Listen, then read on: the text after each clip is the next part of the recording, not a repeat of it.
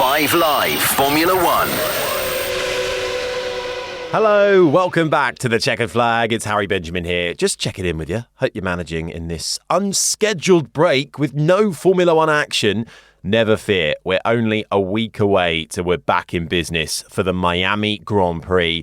And you know what? Our BBC F1 correspondent, Andrew Benson, thought now would be the perfect time to catch up with one of the drivers leading the charge for the Brits in this 2026 season, George Russell. And here they are chatting about life at Mercedes and this new era of Formula One. George, thanks very much for joining us here at Silverstone this evening. You first came to Mercedes in 2022. I guess you expected then to be competing for the championship. After 4 years, that's finally happening. What's that process been like, and what's it feel like to finally be in that situation? Definitely taken longer than I would have hoped and what we probably all would have hoped.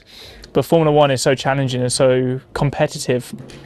And this new 2026 regulation posed a real opportunity for us all. So we kind of went all in on this, sacrificed a little bit in the previous year. And, you know, it's really feels great to be in that position now.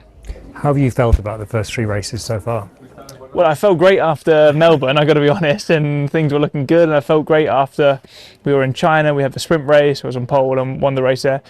Then it's gone a little bit against me slightly, but it's still very early days. Of course, I was a bit frustrated after Japan, and it could have very easily have gone another direction.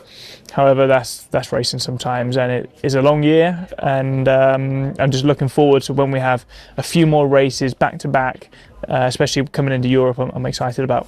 Last year you were very much in control of your teammate Kimi Antonelli. You pretty comprehensively beat him. This year he's much more in the game. In fact, he's leading the championship now after 3 races. Why do you think that's happened? How's that come about? Well, at the moment we're just battling against one another. So, you know, last year if you qualified a couple of attempts behind one another, there was probably 4 or 5 cars in between, or if you made a bad start, you couldn't just make your way back up to the front like we're doing at the moment. So we were punished for our mistakes. This year, so far, we're not really getting punished for our mistakes. But he's a fantastic driver, and I saw it last year. He showed lots of signs of great speed. But it's very early days, and I'm sure it's going to be very close. Did you expect him to step it up like this? Yeah, for sure. I think it was quite normal coming into your second year to take a step. But as I said, it's a very different dynamic this year when you're kind of in a 2-horse race for now. We hope that continues. But, you know, it's still very early days, and he was very, very strong at the start of last year as well. And yeah, as I said, let's see when we get into the thick of it. Has being in the championship fight changed anything for you mentally? Not really, no. To be honest, I was a bit surprised about that myself. I'm just going about my process day to day. Every time I get in a race car, I don't think about the big picture, which is winning the championship. I just think about here in the moment, you know, going out and qualifying. How am I going to drive the fastest lap possible for the race? How am I going to get the best race start, the best race, trying to stand on the top step? And I sort of just go about my business like that. And of course, I know that we're in this fight, but it's not something that I'm even thinking about because I know to win the championship, you just got to go through those processes. So it's a kind of sportsman's mind trick on yourself almost, to force yourself to take it day by day because you know that's what's going to deliver you the thing at the end? Yeah, I wouldn't say I'm forcing it. It's what I've taught myself over the years gone by, and it's probably what my father ingrained in me when I was a kid fighting for karting championships as a 10-year-old. And when I raced, you know, Formula 4, winning a championship, F4, F3, F2, that was always my mentality, was make sure you get the results on the bad days. And I had a very bad day in Japan, got a P4. You know, not a result that I'll be telling my grandkids in the years to come, but I hope, and from my own experience, they're results that make the difference at the end of it. I guess most of the people here today or watching on television would think it couldn't be, you know, would hear you say, I'm not thinking about the championship. They'd be thinking, how can he not be thinking about the championship? Yeah. So how do you do that? Because I think I kind of know what it takes from seeing others achieve it. And also, as I said, I've been in this position, not in Formula One, but I've been in that position as a kid in all of those various championships. And I knew what it took to win those championships at the time. And you can say the stakes are bigger today.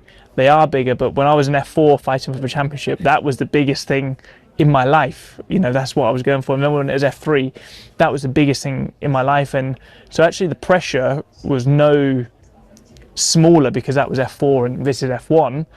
No, that felt like F1 to me at the time. And that's what allowed me to fight for those victories. So I don't know, I can't speak for others, but that's just the mentality I've always had since a kid. And as I said, probably what my father ingrained in me when I fought for my first championship. Fernando Alonso once told me that when you're competing at the front, you get a different level of intensity and adrenaline. It's not deliberate, but you concentrate on every little detail more. Are you feeling the same thing?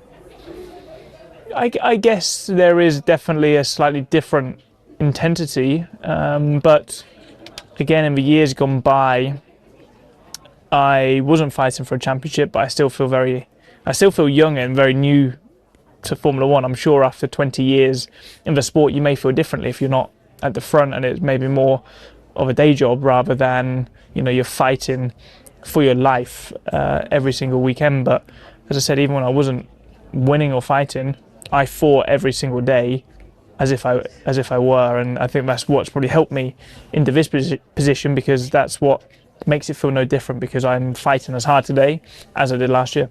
Would you rather keep it between you and Kimi, or would you like other people to get involved? I got to be honest, I do love the competition. I think it's a number of championships I've won has always been between more drivers. When I raced in Formula 2, it was myself, Lando and Alex Albon going for the championship. And I don't know, I think it just keeps it exciting. And I think I love the competition. I love winning when there is massive competition. And that's like every day of life. I want my competitor to be giving it everything, because I want to be able to, I want to beat them knowing they've given it their all. And that's what drives me. So my view is the more the merrier. Do you wish Max Verstappen was in the fight with you? Yeah, I do. How are things between you these days? Lewis. And Lewis. And Lewis. How are things between you and Max these days? You've had your ups and downs. They're fine, to be honest. They're fine. We've got a bit of respect for one another, and I respect a lot what he does on track, and I respect what he's doing at the moment. He's off racing his GT cars, enjoying himself a lot, and in all honesty, if I was a 4-time world champion, I'd probably be doing the same, because he's achieved what I'm striving towards now. So I wouldn't forgive myself looking back if in a championship fight I was off doing other activities. But if you've accomplished all that he's accomplished, good for him. He's been very outspoken about the new rules this year. Has he spoken to you about those concerns? I mean, we speak openly between drivers, so I think I know of his concerns and what he doesn't like, and for sure this new rule set is a different way of racing, but it's also produced some incredible racing. And I hear Max's concerns, but then I speak with Lewis and he loves it and really enjoys the racing. And I remember watching F1 20 years ago and hearing the roar of the engines, and it was amazing, but not seeing a single overtake. And that arguably was the purest Formula One we've ever seen, but the racing was dull. So I think we all have, we only remember the positives of certain things, and in the present we like to focus on the negative, and there's a lot of positives about this new regulation and the new cars. And I think we're 3 races in, there's going to be some more changes which will make it easier for us to drive, and less, I wouldn't say easier, but more intuitive to drive. Now you've got the best car, so obviously you're enjoying being at the front, but objectively, are you also enjoying driving the cars? Do you share the criticism that your colleagues have made of the cars? Mario Kart, Formula E on steroids, are these? No, I definitely don't. I don't share that at all. I'm personally really enjoying the car. The power unit and the engine is definitely different, and it just needs some fine tuning to really optimize it. But it's given an opportunity to battle harder and back and forth racing. We're here at a kart track now, and Lewis made a great point in a kart race. You overtake one corner, he overtakes back, and they overtake back again, and no one's ever called that Mario Kart or yo-yo racing or whatever the terminology is. We actually call it pure racing and great racing. And as I say, it's easy to highlight things we don't like and forget about a lot of the goodness in it. Has the driver's role been diminished, as some of the drivers have been saying? No, it's... Why are they saying it then? Talk like through fast corners, for example. Yeah, well, I think in fast corners, with the regulations as they were in the first 3 races, there were some quirks that if you drove it in a certain way, with how you release the throttle, you could gain a little bit of extra energy. But anybody who thinks drivers are going slow in corners to be faster on the straights are wrong, because there's a reason why the fastest team around the corner is also the fastest team over the course of a lap, and the slowest car in the corners is the slowest car over the lap. So, you know, it's not a case of you just go slow around the corner, you've got more power on the straight. So I don't share those views. So you're not experiencing these counterintuitive situations that some... No, there are, as I said, there are some small quirks which the FIA have done their best to eradicate those quirks, and you know, they've reduced how much energy you can harvest over a lap. So that means in some of these fast corners, it doesn't really matter what you do with your throttle pedal, you'll be harvesting the same amount of energy over the course of a lap. These are details that are sort of so complicated, and honestly fans don't really need to understand. And I think from this race forward, with these minor changes the sport are making, it will make our life easier. We'll be flat out in the straights on a qualifying lap, and we won't have to lift off to manage any of the energy. But you know, I spoke with a Formula 1 driver from the 80s and the 90s, multiple race winner, and he said they would have a boost button that would give them 300 horsepower more, but then at the end of the straight you had to lift off because it would run out of fuel. So, you know, this has always kind of been there to some degree. It's obviously different now, but as I said, we always like to highlight the negatives and remember the good stuff from the past. So just to be clear, a final question on this point. Is a qualifying lap still driver and car on the absolute limit? 100%. Yeah, 100%. There's different ways you can drive it, and if anything, the driver can make a bigger difference, because it's deciding how can I be on the limit while also trying to drive it in a certain manner to get the most out of my battery. That's how it was in the first 3 races. For the future races, that's not going to be the case. Now, we were talking about Max Verstappen a minute ago. The last couple of years, your boss has been sort of openly flirting with him through the summer. How was that for you when that was going on? Well, I mean, I think you guys made a bigger deal out of it than the reality, well, to be honest. You brought it yourself in Hungary last year. Yeah, well, I thought I was just saying something that was quite clear, and I think it's totally normal and understandable, because we were a team that were not winning, and as a boss, he's doing his job to try and look in every single aspect of who is the best person who's going to get the result for us. And Toto put his trust in Kimi and I. He's also put his trust in 2,000 more people at the factory who were under the magnifying glass over these past few years, and stuck with that loyalty. And this year we're first and second in the championship. So I think that shows a lot about Toto's character as excuse me, as a human, but as a leader, and what he wants from his team. Now, you did sign that new contract in the end last summer. Is Max going to be a shadow over you again this year, or is there no question at all about you staying at Mercedes at the end of this year? No, other than me announcing it here on your camera now, no, there is nothing to be concerned about. I mean, I asked that because obviously people talk about a multi-year contract, which was the phrase, but that can mean a lot of things in Formula 1. It can mean 1 year plus options after that. Yeah.